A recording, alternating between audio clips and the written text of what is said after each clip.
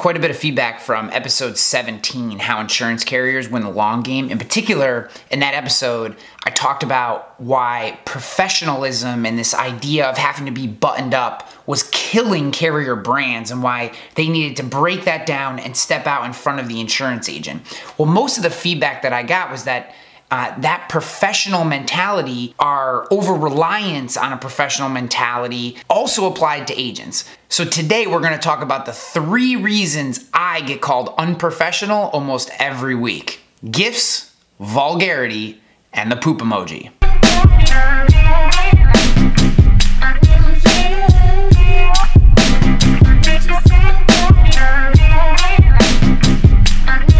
Before we can talk about why being professional or why relying on a professional persona in the workplace as an agent and in our marketing and in our sales personality is really just a crutch and is actually holding us back from being as successful as we can be, it's important that we first define what professional means.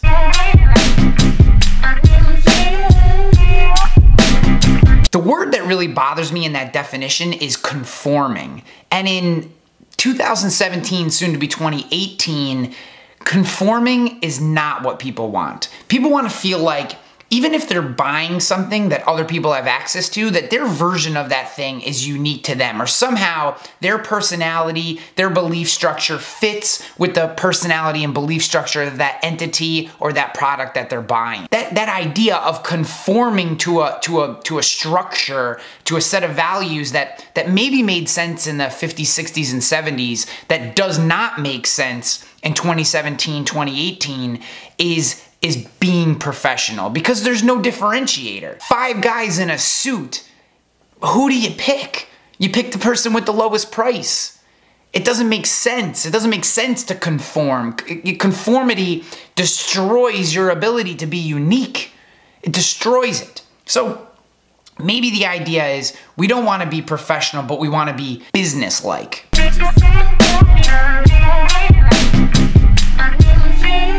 I would listen to the argument that a business-like mentality, a serious, purposeful mentality, is good in actually getting work done, but it's not good in sales and marketing because it doesn't humanize us. And we've talked so many times about it on this show. It's why I believe in social. It's why I believe in content and digital marketing. It's why I do this video series. It's why we do the podcast, is because we're humanizing our business. We're separating ourselves.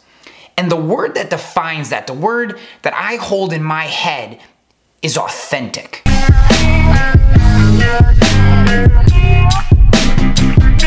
There's a reason that the word authenticity, this idea is so buzzy today. It's because it makes sense. It's because it's what works. It is both ethereal and yet completely tangible at the same time. It's what makes you unique and different and genuine, just like the definition says. Authenticity is the most important part of our content in whatever context it means to you. So for me, that's gifs, vulgarity, and the poop emoji. So let me set the stage for this. Why do we get feedback on a weekly basis that I am unprofessional?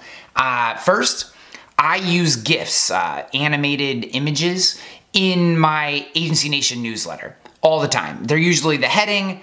I find gifs to be incredibly funny. I like to find one that's slightly irreverent or pulls from something in pop culture that people will kind of make a mental reference to. It evokes emotion and it kind of sets the stage for the newsletter article that they're gonna read. I like gifs. It's just the way it is.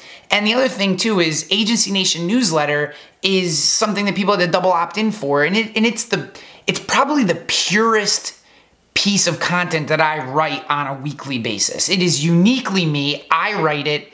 I think about it.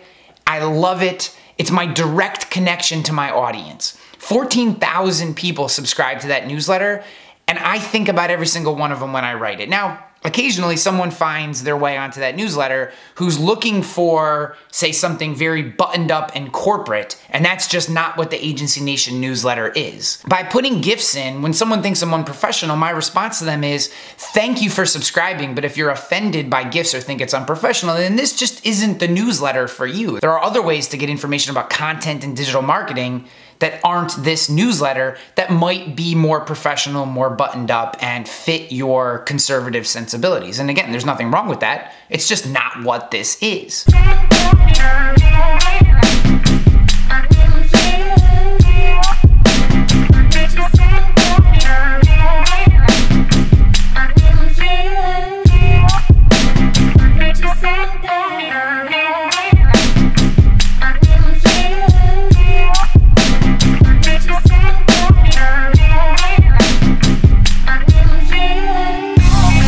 The second reason that I get called unprofessional all the time is vulgarity. And I do have what some would refer to as a potty mouth. And I can't help it. I kind of just every once in a while, a good curse just feels so cleansing. It just, the release of that curse word into the world, you know that many people feel that it's wrong and there's something so good about being bad. And I'm not offended by curses. Now, I'm not saying that I drop F-bombs all the time on people, and my content isn't smothered with cusses and curses, but the occasional piece of vulgarity adds a little emphasis and emotion and real life to the content, right? People swear in real life. And I don't know why in something like a newsletter, an occasional bullshit or just the word shit or something like that. I used damn one time. I used hell. I got yelled at for that too. There's no reason why these words can't be used in your content if it's who you really are. The last one is the poop emoji. Now, I find this one to be the most funny because the fact that there is a way to communicate in our culture, emojis in particular, in which one of those is a pile of poo, and people use it all the time to communicate, I just find to be incredibly funny on many different levels. And I wrote a headline, something like online raters retention equals poo or something like that.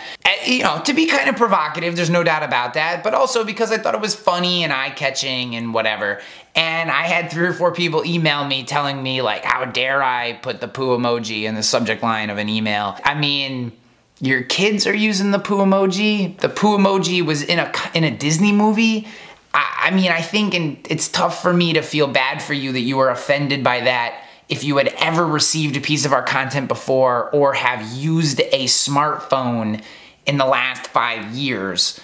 It's just hard for me to believe that the poo emoji is offensive today. But here's the deal, guys, on authenticity. The professional, buttoned-up nature of the insurance agent of the 60s and 70s does not stand out today. I get that many of you, it feels comfortable. It allows you to live in a space in which you do not have to be judged by your personality. You feel like it puts you in a nice, safe little box where if you just do your job and provide good coverage, all is well.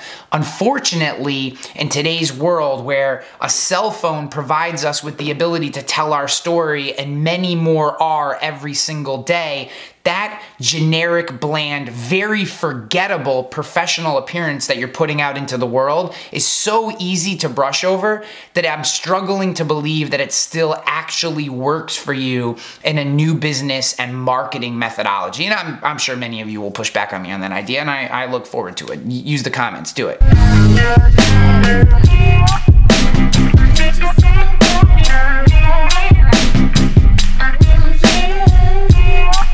Why do we feel that, so we have this authentic, real us, right? That curses and drinks beer and farts and stuff like that. And then we have this professional us, which is in a dark suit and talks very, very conservatively and monotone and doesn't talk about politics or anything outside of, you know, the very classic office stuff, and we use generic humor and only when it's appropriate and is boring and forgettable. And why do we feel that we need to take this authentic, real us and try to shove it into this professional box when we don't stand out here. Here we are a commodity. Here we're this unique snowflake. And I think the answer is somewhere in the middle, right? Somewhere in the middle. Some of us will skew more towards gifs, vulgarity, and the poop emoji, and some of us will skew more towards this very buttoned up corporate mentality. But guys, this is forgettable. This is uniquely you. We have to find that place in the middle where we stand out, where we feel comfortable being ourselves, because people still buy from people they like. They still buy from people they believe in. If the internet has done anything, it's made us want to believe and connect with the companies that we do business with more than ever before. Have to move away from this corporate buttoned up mentality towards this authentic us. And it doesn't have to be gifs, vulgarity, and the poop emoji. Those are my things. You can steal those things if they're your things too, but you have your things. Whatever those things are, find those things and do those things.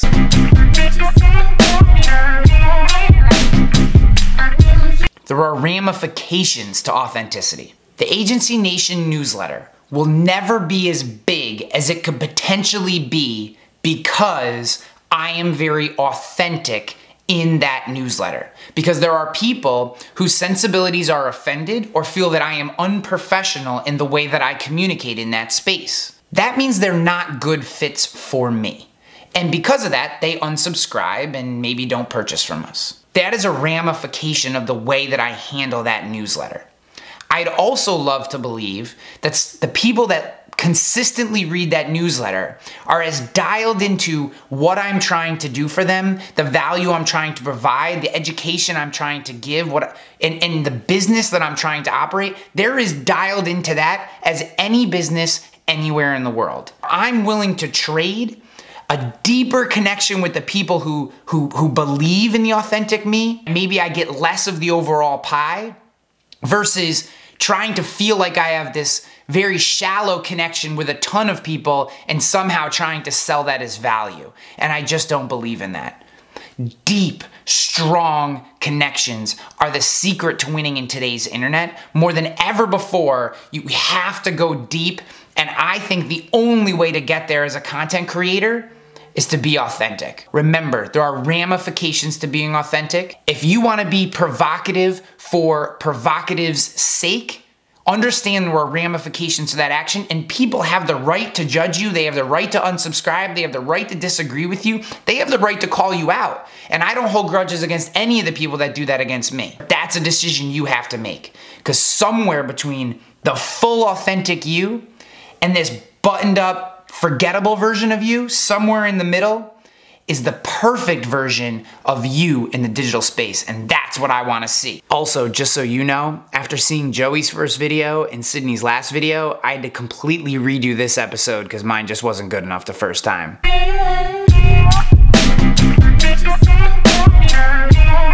Jason for Lindy. Ryan, love the Instagram video, but the banana has to go. Here's a pointer for your future videos.